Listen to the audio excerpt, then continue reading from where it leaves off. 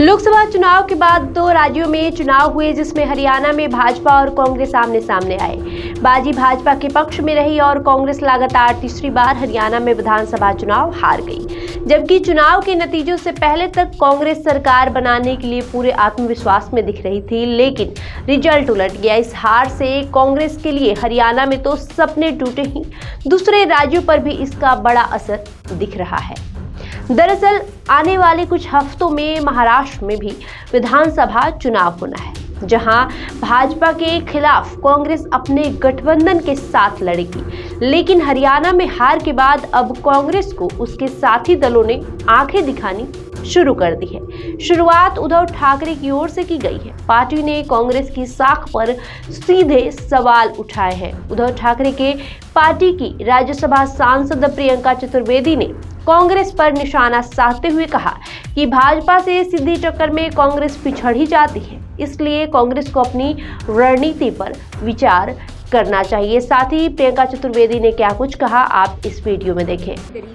अभी देखिए, चुनावी नतीजे अभी पूरे आए नहीं हैं, पर जिस तरीके से जा रहा है उससे स्पष्ट हो रहा है कि इतनी एंटी इनकम्बेंसी के बावजूद भी भारतीय जनता पार्टी अगर सरकार बना रही है, तो मैं सबसे पहले भारतीय जनता पार्टी को बधाई देना चाहूँगी कि उन्होंने ये कैंपेन अच्छे से लड़ा, जनता का विश्वास जीता हरियाणा में।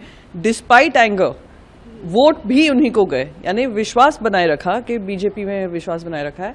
और कहीं ना कहीं कांग्रेस पार्टी को भी अपनी रणनीति देखनी पड़ेगी कि जैसे डायरेक्ट फाइट होती है बीजेपी के साथ, कांग्रेस कहीं ना कहीं कमज़ोर पड़ जाती है। तो क्यों है रीवर्क द एंटायर अलायंस, ऐसा कोई मैं मानती हूँ कि अभी नतीजे जब आएंगे तो फाइनली पता चलेगा। बट अगर जीतते हैं तो उनको बधाई के पात्र भी बनते हैं कि despite anti incumbency they've done well. Jairam Ramesh ने ट्वीट किया है, कहा है कि बीजेपी जो है एडमिनिस्ट्रेशन पे दबाव बनाने की कोशिश कर रही है, मिसलीडिंग ट्रेंड्स दिखाए जा रहे हैं, क्या कहेंगे? तो अगर इस तरीके का आई एम श्योर उनको कोई रिपोर्ट मिल रही होगी, और क्योंकि स्लो काउंटिंग भी बहुत चल रही है, जो नतीजे भी आ रहे हैं दे आर चेंजिंग और काफ़ी स्विंग्स भी हो रही है, तो इसलिए मैं इसको फाइनल आउटकम नहीं देख रही हूँ। रिजल्ट आते आते पता चलेगा।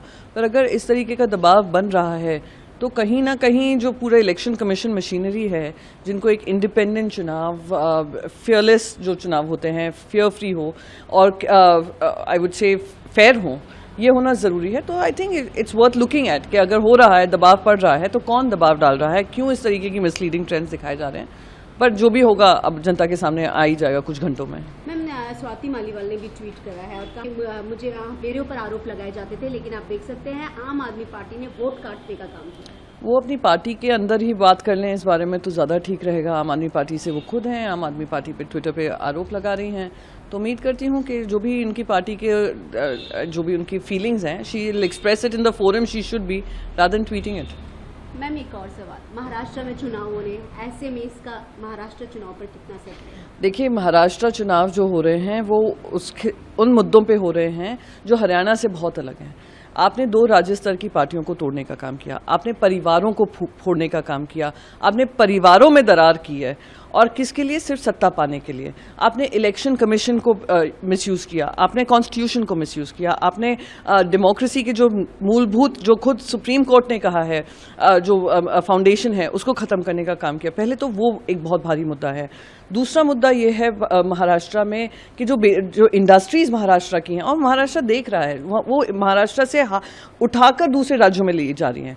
केंद्र से जो समर्थन मिलना चाहिए वो नहीं मिल रहा है। प्रधानमंत्री बार बार आकर वही प्रोजेक्ट्स इनॉग्रेट कर रहे हैं जिसका 6 महीने पहले कर चुके हैं। फिर छत्रपति शिवाजी महाराज की जिस तरीके से स्टैच्यू गिरी, जिस तरीके से बेरोजगारी बढ़ी है, महंगाई बढ़ी है, ये सारे मुद्दे महाराष्ट्र में लागू होंगे और Maharashtra will vote on the base of emotions. And क्या ये महाराष्ट्र की संस्कृति के अनुसार काम हुआ है या कि उसके विपरीत हुआ है, ये लड़ाई वो होगी। तो हम अभी भी कॉन्फिडेंट हैं, ओवर कॉन्फिडेंट नहीं हैं। कॉन्फिडेंस है, जो लोकसभा में हमने अपना चुनाव नतीजे देखे हैं, उसी कॉन्फिडेंस को हम लेकर, उसी कॉन्फिडेंस से हम जनता के बीच जाएंगे और जनता की बातों को रखेंगे। बहरहाल आपको इस खबर को लेकर क्या राय है, हमें कमेंट करके जरूर बताएं। धन्यवाद।